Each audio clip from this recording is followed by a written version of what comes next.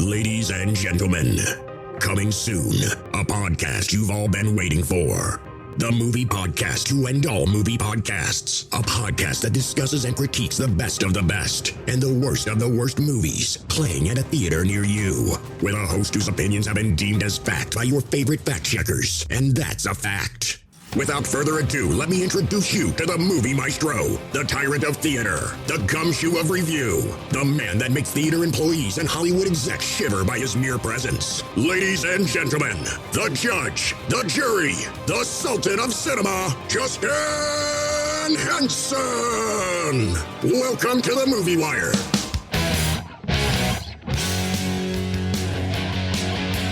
Welcome to this week's edition of The Movie Wire. I'm your host, Justin Henson, and welcome to the show. We have a big theatrical release this week with 4 brand new reviews now playing in theaters. This week on the show, it's the Guardians' time to face the music in the 3rd installment in Guardians of the Galaxy Volume 3. Big Trouble's little sister when a sister is suspect to her older sister's fiancé and his mother, she takes matters into her own hands in Poliet Society.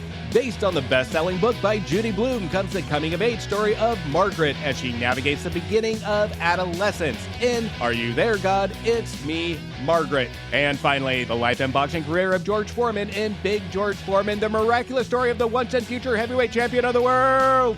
You can't say that title normally. It's impossible. I've tried. This is the only way I can say it. Try saying that title seriously out loud. It sounds ridiculous. Anyway, we have a lot to cover, so let's get right into it. Ready for my verdict? Let's go.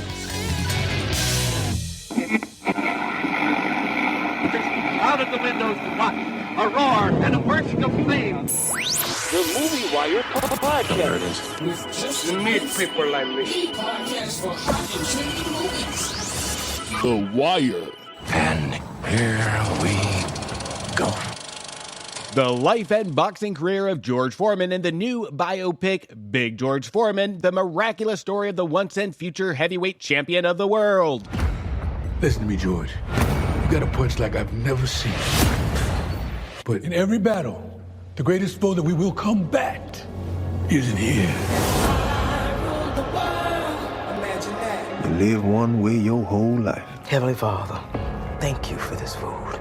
George should change his name from Four Man to Poor Man. To hurt. There goes Frazier! What's my name now, fool? Foreman is the new heavyweight champion of the world.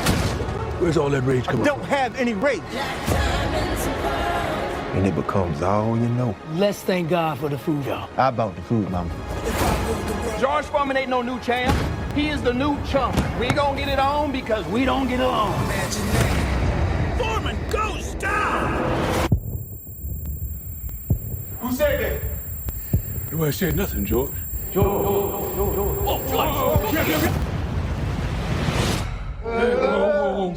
Your heart stopped. We thought you was dead. I was. I'm done. I'm not going to box anymore. Do you know what you're walking away from, son? I want to spread the word of God and what I saw. How's being a preacher going for you? It's hard. Harder than getting punched in the face. Sometimes it feels about the same. Hey, fellas, come on and enjoy yourself. Power company said we never paid the bill. Really? There's only 2 things I know how to do. That's box and preach. And preaching won't pay the bills. You made me something once, Doc. You can do it again. It is my destiny to win the heavyweight championship belt again. Last time they saw me, I looked like Superman. And now you look like the Michelin Man. This ain't no beauty contest. Michael Moore, he's 26 and unstoppable. How can you beat that man? Foreman is considered an old man in this young man's game. It's now or it's never.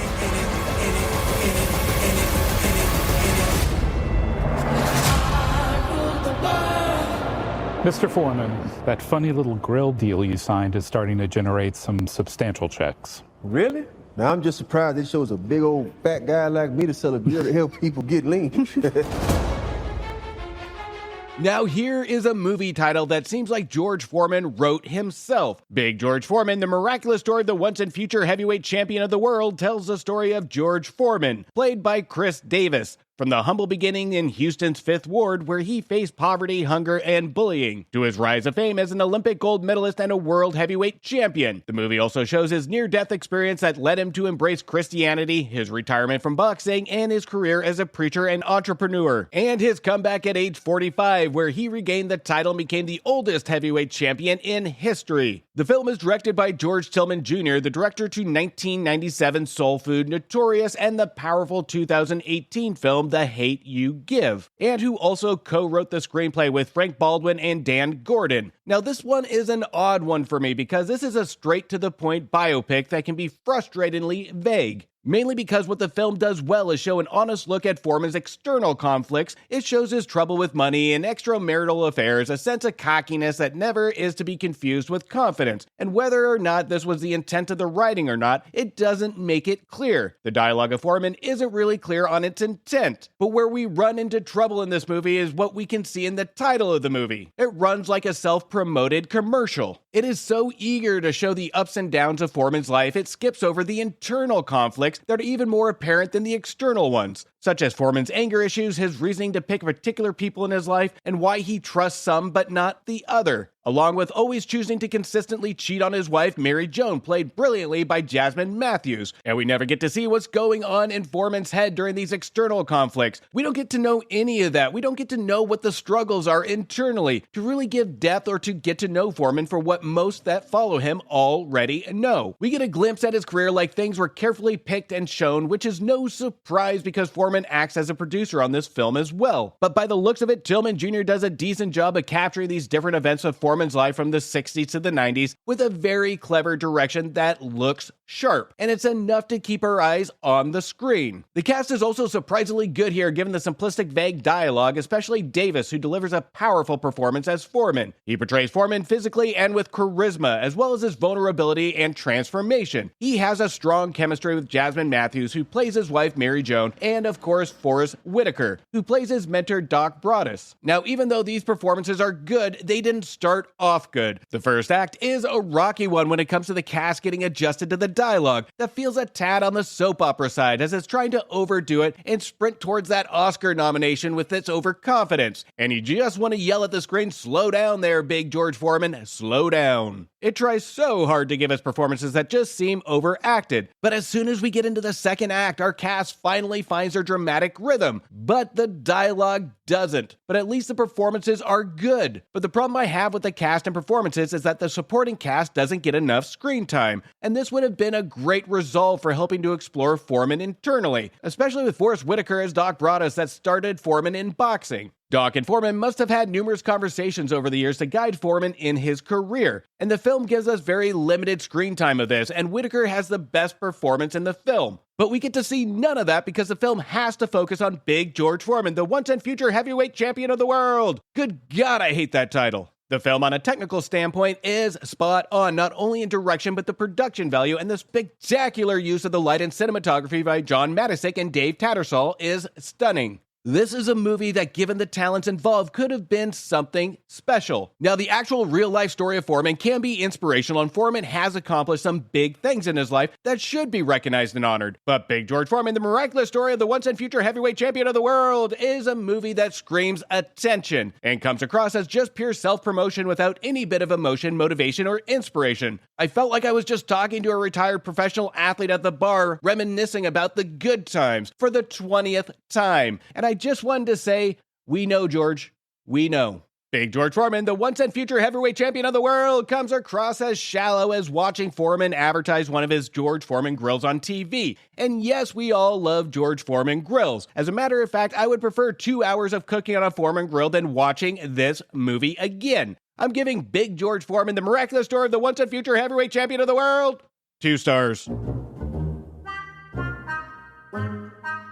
Now, before we get into the rest of the show, make sure you check out my reviews on previous episodes for movies that just became either available to rent, buy, or stream now. Now available. Who needs heroes when you have thieves in Dungeons & Dragons Honor Among Thieves, which journeyed its way to 3 stars. Sucks to be him in the story of Dracula's assistant in Renfield, which didn't suck at all, receiving 3 stars. Russell Crowe stars as the Vatican's leading exorcist in The Pope's Exorcist. That was hell to sit through, receiving 1.5 stars. From suburban mom to mafia don in Mafia Mama, which got whacked, receiving 1.5 stars. 2 old friends reconnect at a funeral and decide to get revenge on the widower who messed with them decades before in Moving On, which should have stayed buried at 1.5 stars. And finally, the story of the first African-American to play in the NBA, who started with the Harlem Globetrotters in not only the worst movie of the year, but one of the worst true story film adaptations I have ever seen, in Sweetwater, which received 1 star. You can find those reviews on my previous episodes, and just a reminder yet, if you haven't, make sure you hit follow or subscribe, and don't forget to help me out and leave me a review on Apple Podcasts, and make sure you follow me on Instagram, Twitter, and Letterboxd at Movie Wire Show. And don't forget, it's also that time of year again in the Seattle area where we have the Snohomish Film Festival. You can now submit your film no matter where you're at by going to www.filmfreeway.com/Snohomish Film Festival. We've had a tremendous amount of talent this year. Don't wait to the last minute. Submit your film today. I cannot wait to see your movie. Now, lastly, I want to talk about a podcast that has been a great friend to me and a tremendous support of my show. His show I've had the pleasure of being on a couple times, and it's always a fantastic conversation when Dan over at Casting Views is involved. Casting Views is a terrific, entertaining show that I look forward to each and every week. Dan covers some of the most entertaining topics. Now, I kid you not, everybody loves Dan. If you haven't listened or subscribed yet, make sure you do. I will put a link in the description of this episode. But let's hear from Dan over at Casting Views now.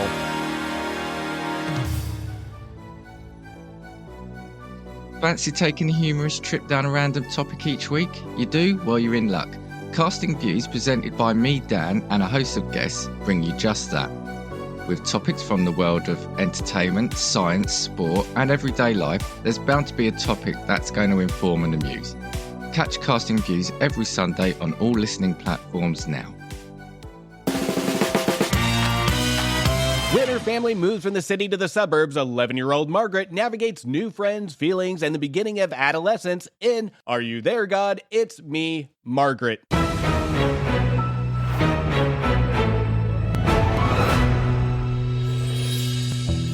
Are you there, God?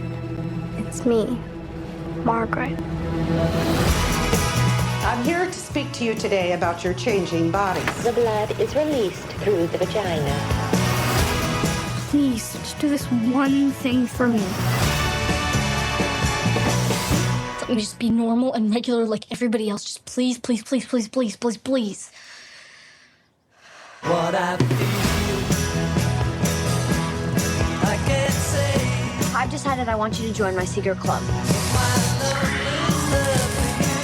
If you want to be in the club, then you have to wear a bra. Oh. You think you need one? Are you okay? You can tell me the truth. Fine, good. Yes, we have the Campus Improvement Committee. Any volunteers? Social Committee, Fundraising Committee. And how are you? I read that when you don't have any loved ones around, your life expectancy drops drastically, but you know, I've had a good run.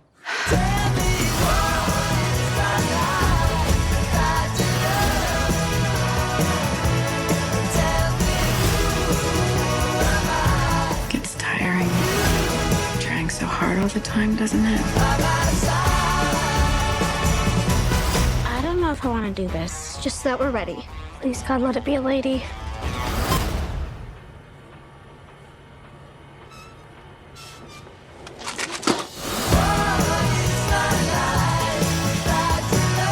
Do you think any of us will look like that when we're 19?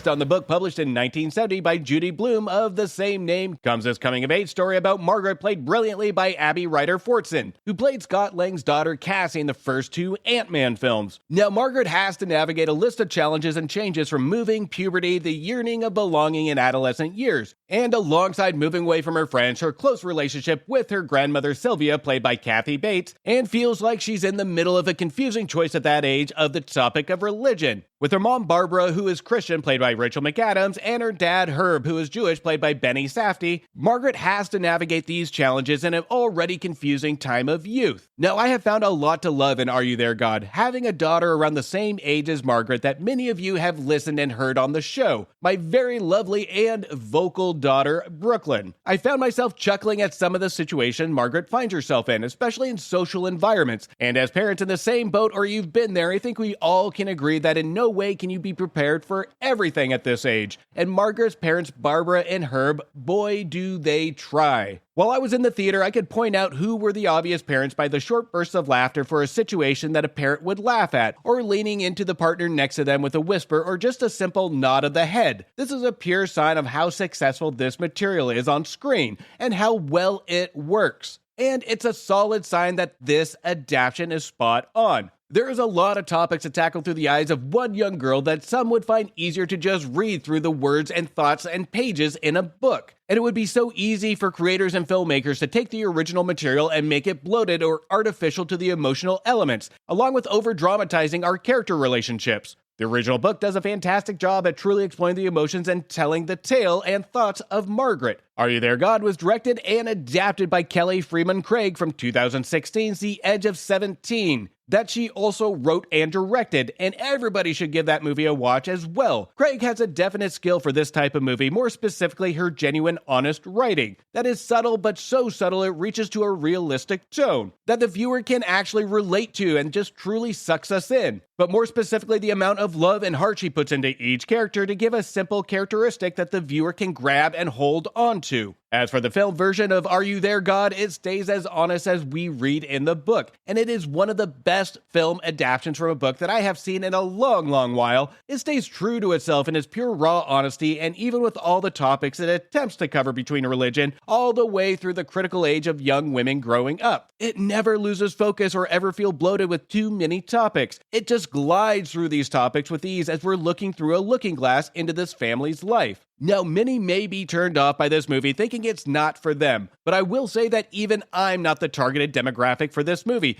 nor can I relate to going to the store as a young lad to purchase a bra. But the movie is much more than that. It sends a unified feeling of emotion and taking the viewer back to her adolescent years. Its pure realism and honesty of its characters and the amount of heart put into not only the adaptation of the book, but the heart went into the performances and subtleness to these topics. This is writing an adaptation at its best. The movie never really overemphasizes or focuses on certain situations of growing up, such as talking about insecurity of bodies, buying bras and pads, crushes, etc., but it addresses these events growing up in memorable scenes that doesn't attempt to poke fun at the reactions of our girls, but rather we feel amused as adults of how we view these emotions now as adults. This is where the film is smart and its pure magic to allow the audience go along with these situations that shows a natural behavior from Margaret and her friends, and even the adults at times. And the smart thing that Craig does in this is to ensure the pacing during these situations doesn't overstay their welcome. The pacing is mere perfection. We can feel the camera move with our characters to resemble emotion that they're outputting from fast-paced to chaotic to anger. The camera work here is on point and engaging to the characters and story. Then we start to wrap things up on the topic of religion towards the final act that the movie built to, where I felt the film could have used an additional 15 or so minutes to truly take its time in this conflict, since the film surrounds not only the title in this, but is a primary driver throughout the film, and when Margaret is faced with the final conflict of addressing this topic, it does feel a little rushed and could have used more of a summary before the conclusion. But in no way does it throw off the vibe of the rest of the movie. The movie has already won me over to really take a drastic step backwards. Are You There, God? It's Me, Margaret is one of those films that no matter who you are, this will put a smile on your face from ear to ear for the entire runtime due to the outstanding adaptation by Kelly Freeman Craig and her outstanding respect for the source material and how to tell this story with the incredible chemistry and performances by the entire cast. especially Abby Ryder Fortson. This is also one of those movies that I hope audiences won't turn away from thinking of how it won't appeal to them. It's a simple coming-of-age story with big conflicts but more importantly, an even bigger heart. And sadly, I fear this is one of those movies that may be overlooked come awards time or lost in the mix. But this is one of those movies that you would want to root for. I'm giving Are You There, God? It's me, Margaret. 3.5 stars.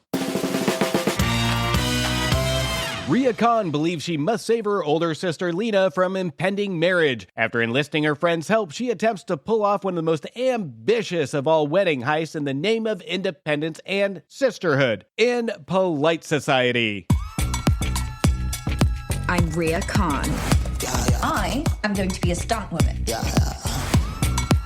My sister Lena is the only person who believes in me. Want to help me with a vid for my channel?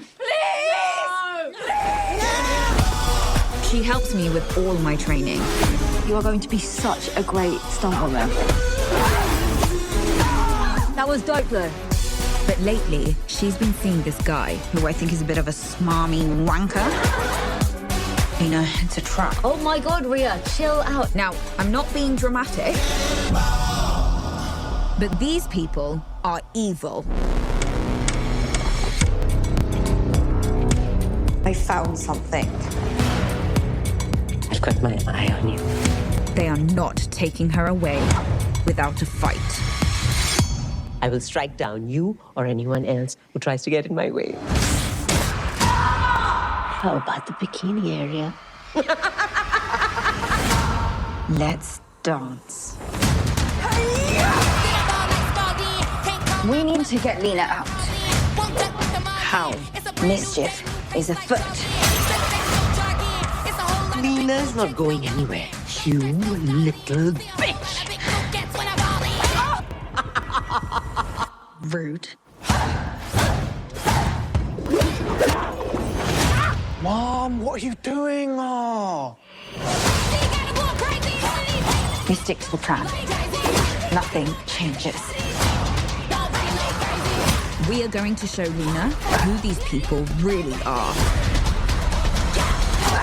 Let's decimate this mother!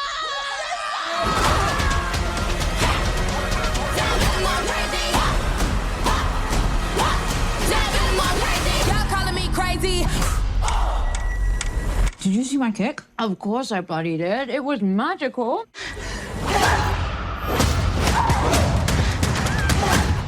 I'm pretty sure I drew blood.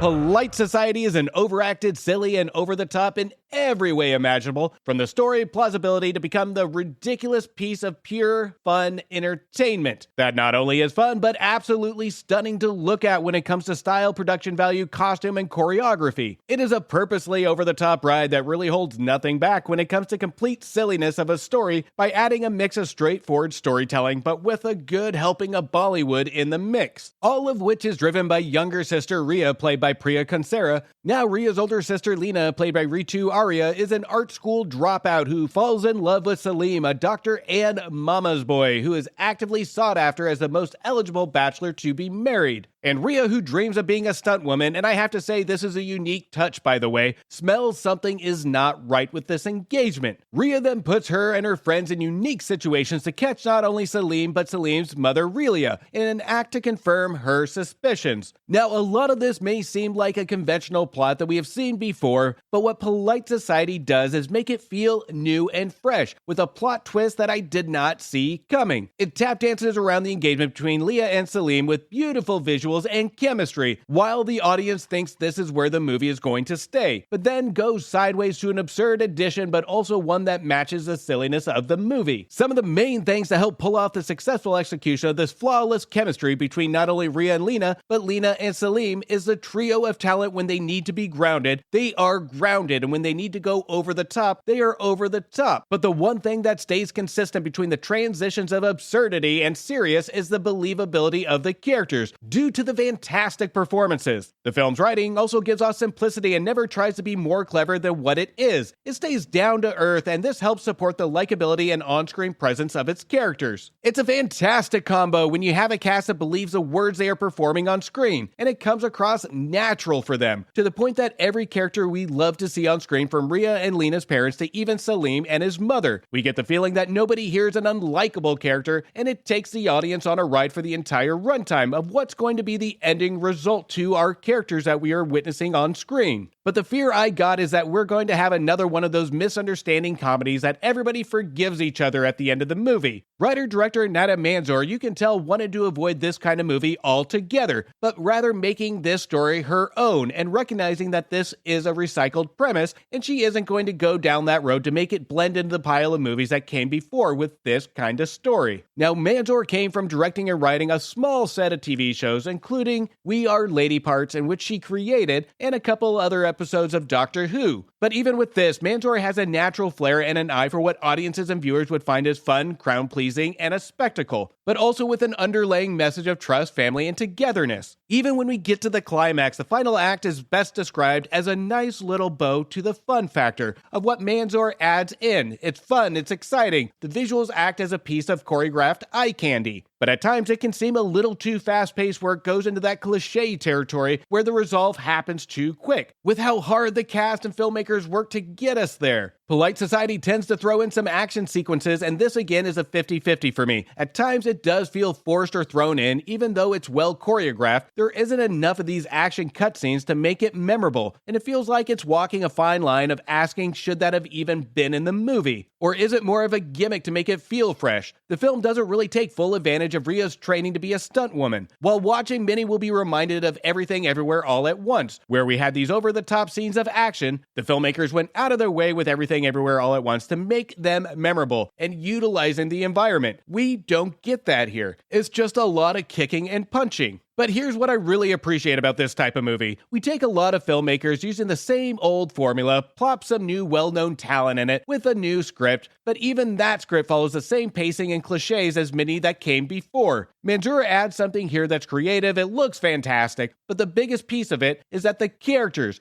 When we have a lot of people talk about movies they liked or didn't like, we tend to talk chemistry, acting, plot, story, etc., etc. But we tend to forget how characters are written and how the character direction is, and you can tell if it was executed to what you think the writer's vision is. And this is one of the biggest achievements of the film. You can tell the time and love Manzoor went into writing the actual characters, because not one character is boring or stale. Everybody is a joy on screen, and each one shows a tremendous amount of heart. Even some of the darkest characters we see, there's some likability to it. Poliet Society is an achievement in respect to making a redundant storyline become relevant and fresh again, and proving that creativity is still alive in film. And it is okay to be silly and fun and outrageous, but with a vision and purpose. And Poliet Society, even with disappointing action scenes, is still an extremely enjoyable ride at the movies. I'm giving Poliet Society 3 stars.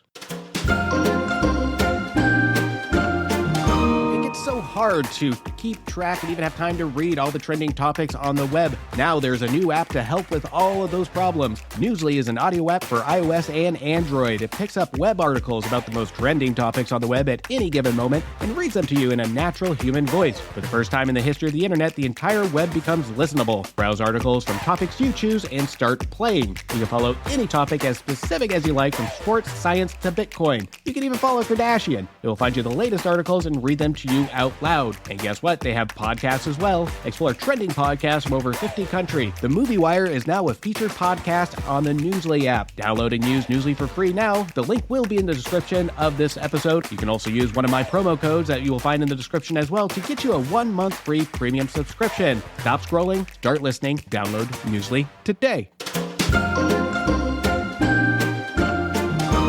Still reeling from the loss of Gamora, Peter Quill rallies his team to defend the universe and one of their own, a mission that could mean the end of the Guardians if not successful in the Guardians of the Galaxy Volume 3. I'm gonna tell you something. I'm Star-Lord. I formed the Guardians, met a girl, fell in love, and that girl died, but then she came back. Came back a total dick. Oh, please. He left out some important information, but that is the gist of it.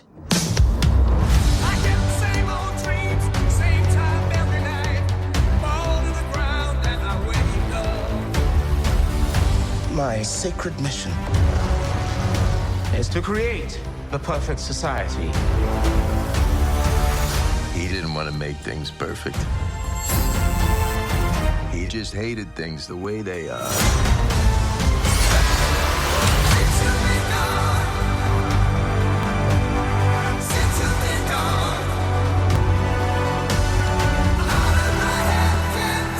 I want you all to know that I'm grateful to fight beside my friends.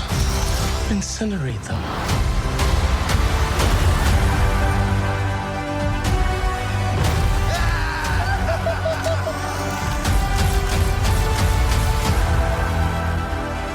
We were always searching for a family until we found each other. Are you ready for one last ride?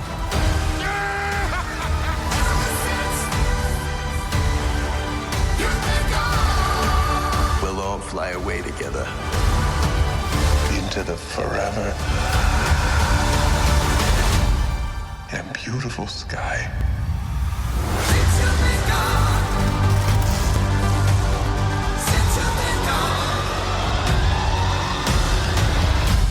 Whoever it was that you were in love with, it sounds more like her. Her? That's ridiculous. Do not bring me into this.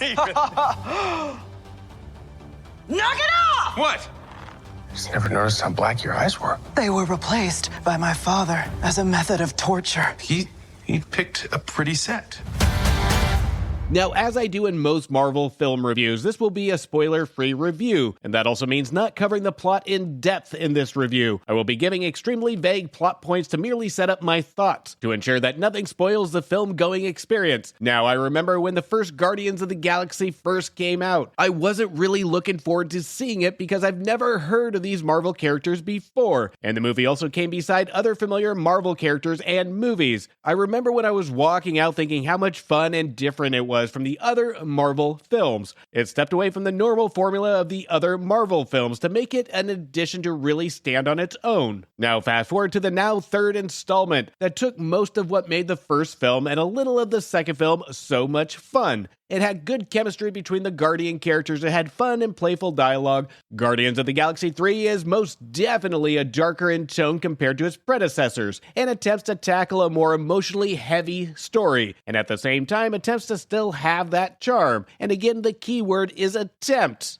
Guardians of the Galaxy Volume 3 once again brings back James Gunn as writer and director, and again we get a completely different feel from Gunn in this go-around, and I think he is in over his head by choosing to go this route with the story of our Guardians, and by doing this I believe he bit off more than he can chew. The scale and balance to attempt the particular content of loss, animal abuse, loss of love, and addressing the certain things that made us run away on a journey from our problems, and also the mere thought of losing a loved one. These are heavy topics for the Guardians movie to cover, let alone a lot of the Marvel movies. To tackle all these emotional topics and still add the humor in the heart of the Guardians team would take a real skill in writing. Now, the entire cast has already proven the chemistry and the range together. They just need a proper story and dialogue to take us on home. But sadly, Gunn lacks both the humor and the heart. The emotional impact we feel from certain topics or scenes of the movie isn't because of what the film creates or earns, but rather what it created from past films that made us grow and love these characters. We are invested in these characters that we have seen in numerous Marvel films. When it comes to the humor we see in this film, to counteract the emotion it aims for, the humor needed to be strategically placed, but a lot of times it feels extremely forced, recycled, or out of place. The humor comes across as completely bland and recycled that we have seen over and over again from the previous two films. There's nothing new here except for it's a lot less funny. Now, I attended a showing with a local critic and also a good friend of mine in an extremely energized, sold-out audience, and there were moments where a joke would be attempted and the audience would remain silent, except for a couple of people in the crowd.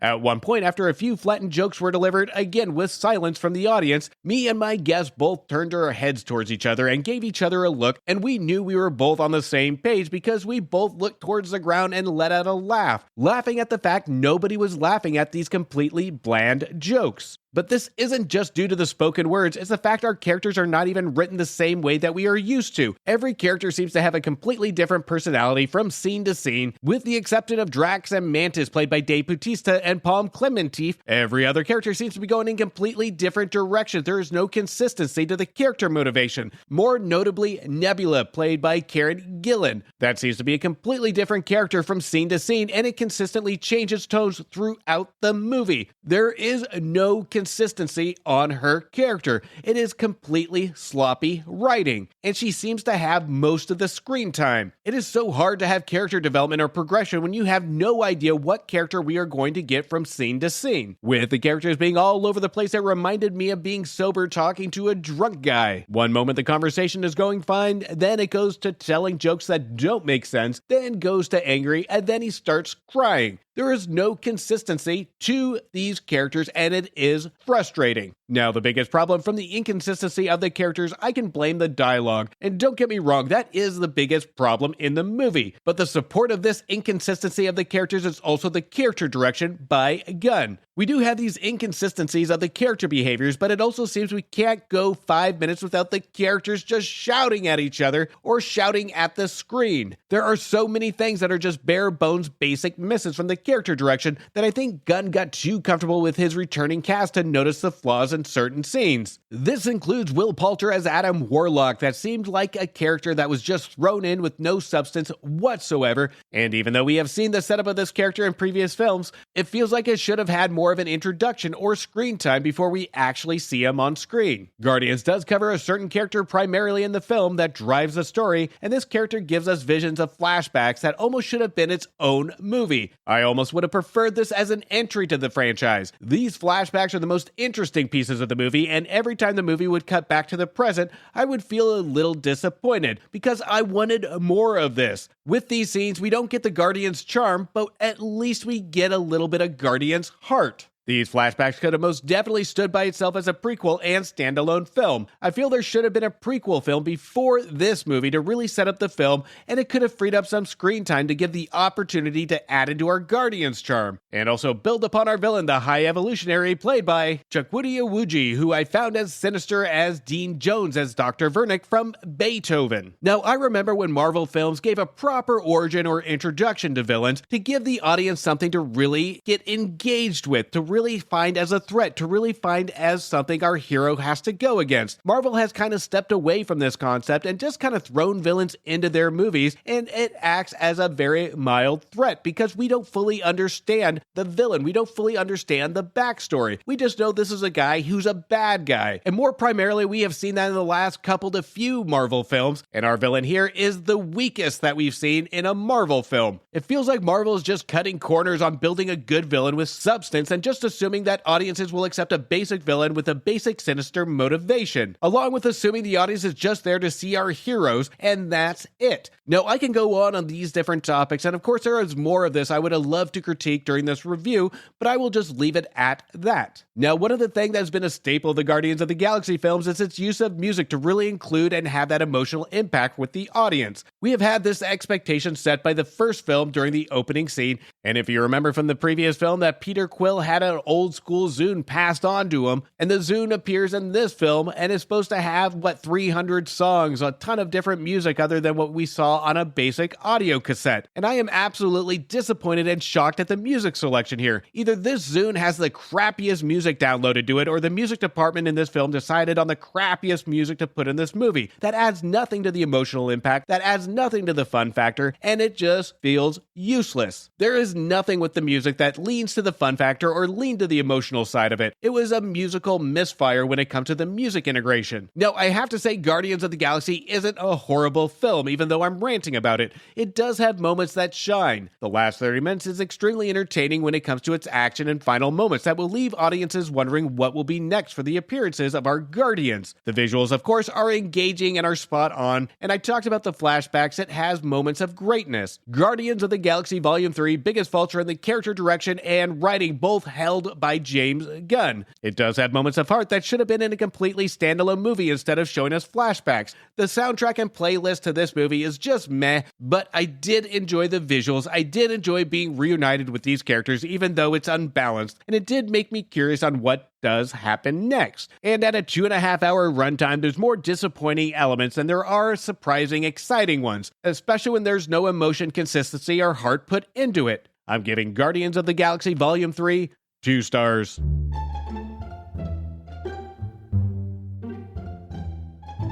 And that's a cut on this week's edition of The Movie Wire. I want to thank you for listening and thank you for your support. You can also show support by following me on Instagram, Twitter, and Letterboxd at Movie Wire Show.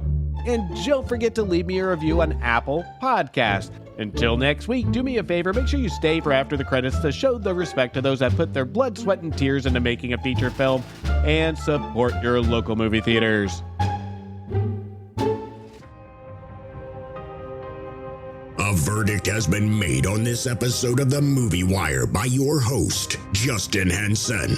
He thanks you for listening to the show. You can follow Justin on Instagram and Twitter at MovieWireShow or visit his website, www.themoviewire.com.